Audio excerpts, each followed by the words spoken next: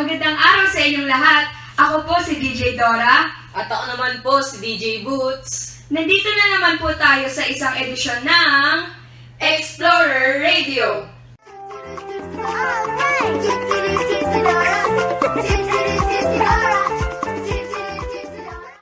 Alam mo partner, may forever talaga eh. Ay naku partner, naniniwala ka sa mga ganyan? Wala yan. Hala, meron kaya? Papatunayan yan na letter sender natin ngayon. 9 years sila magkasintahan. Love at first sight pa nga daw eh. Talaga? Di simulan na natin tong kwento na to. You were just a dream that I once knew. I never thought I would be right for you. Ako po si Roelito, taga Vivo Street, Hillcrest Village, Caloocan City. At narito po ako upang ibahagi sa inyo kung paano ko natagpuan ang aking tunay na pag-ibig. Naglalakad ako sa hallway ng aming paaralan nang makasalubong ko siya. Simula pa lang nung makita ko siya, ay natulala at literal na tameme ako. At naramdaman kong siya na. Yung tipong siya na yung dawan.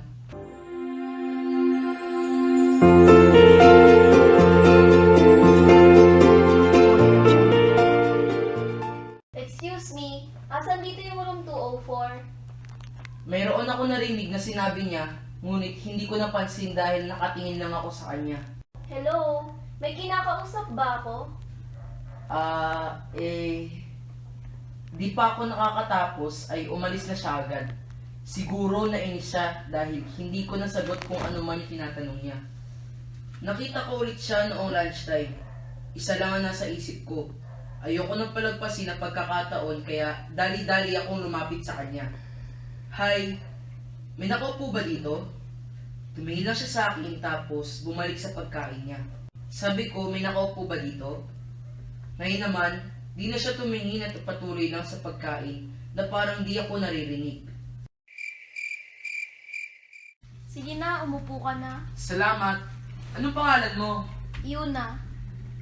Ako naman si Roelito. Simula ng araw na iyon, naging magkaibigan na kami. Mas naging close at di nagtagal ay mas lumalim ang samahan. Oo, sinasagot na kita. Naging masaya ang mga araw na magkasama kami. Ngunit, dumating ang isang araw na bigla na lang.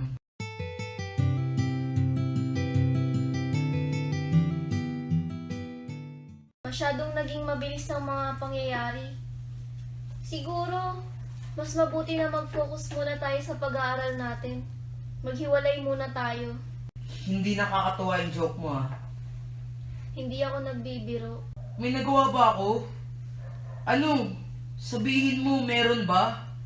Itatama ako, dali. Wala. Wala kang ginawa kung di mahalin ako. Pero kung para talaga tayo sa isa't isa, tadhana ang bahalang gumawa ng paraan para pagtagpuin muli tayo sa tamang panahon. Kung yan ang gusto mo, wala naman ako magagawa. Pero, lagi mong tatandaan na nandito lang ako. Ihintayin kita.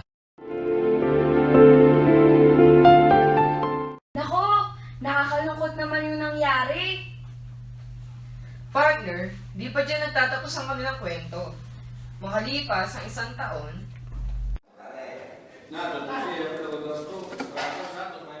Nandito ako ngayon sa isang coffee shop na palagi kong tinatambayan na makita ko ulit siya.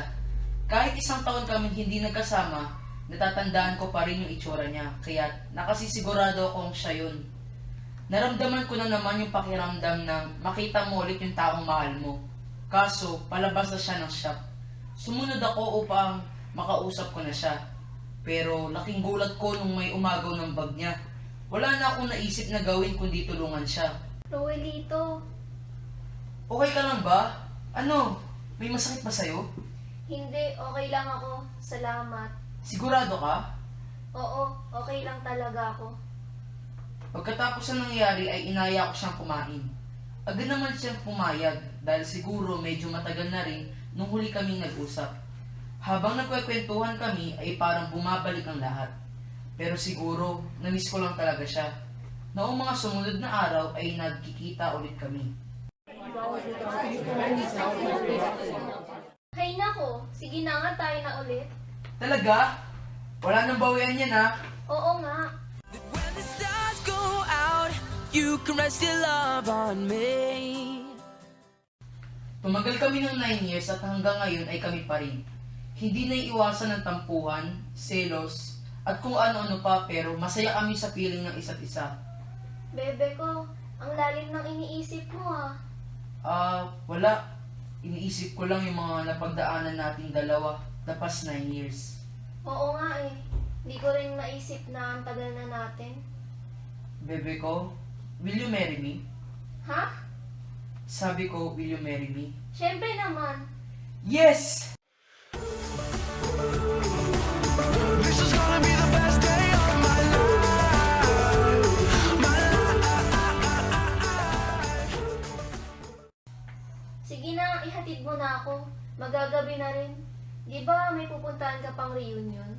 Hala, oo nga pala. Sige, hatid na kita.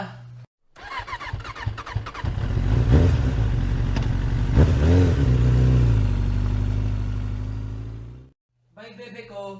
Mamimiss kita. Kahit anong mangyari, gusto ko maging masaya ka. I love you. Sige, sige, bye bebe ko.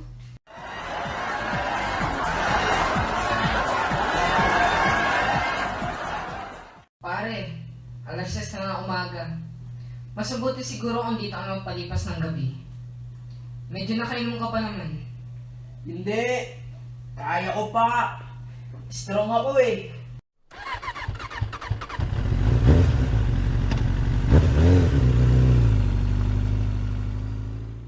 Habang nagdadrive ako ng motor, medyo napapapikit na rin ako kasi medyo na nakainom nga at di pa ako nakakatulog.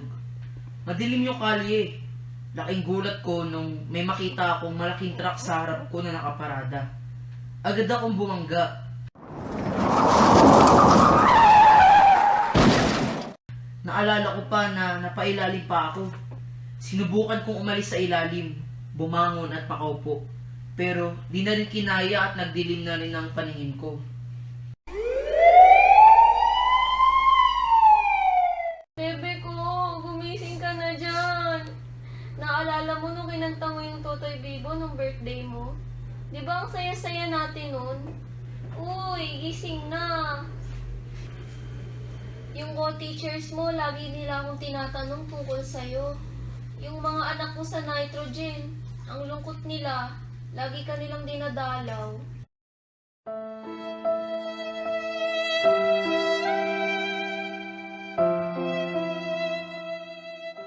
Nung nagising ako, nakita ko si Yuna.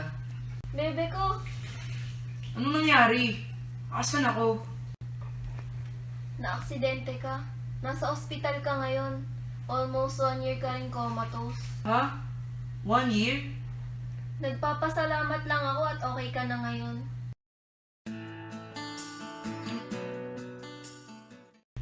After lang na ilang months at pagkatapos kong makarecover, nagpakasal na kami ni Yuna. Ngayon ay mayroon na kaming 2 anak at masayang namumuhay. Kung mayroon akong natutunan sa aking mga karanasan, ito ay dapat ang pag-ibig ang ginagamit nating inspirasyon para magpursige sa buhay at gawin ang makakaya natin.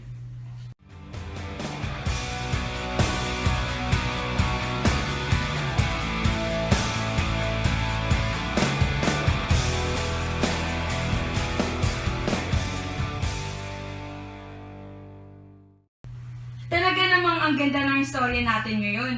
Siguro, talagang dapat ay magpasalamat tayo sa mga bagay na meron tayo dahil kadalasan, saka natin nare-realize na importante ang mga bagay kapag wala na sila. Dapat, i-cherish natin yung moments natin na kasama sila. Kasi, malay natin, baka last na yon. Tama, partner? Oo nga, at dapat wait for the right time o wika nga ni Lola ni Dora ay tamang panahon. Hindi natin kailangan madaliin ang lahat ng bagay. Dapat isipin muna natin mabuti ang kahihinatnan ng mga gawin natin. At dito na nagtatapos ang Explorer Radio. Hanggang sa susunod! Alright!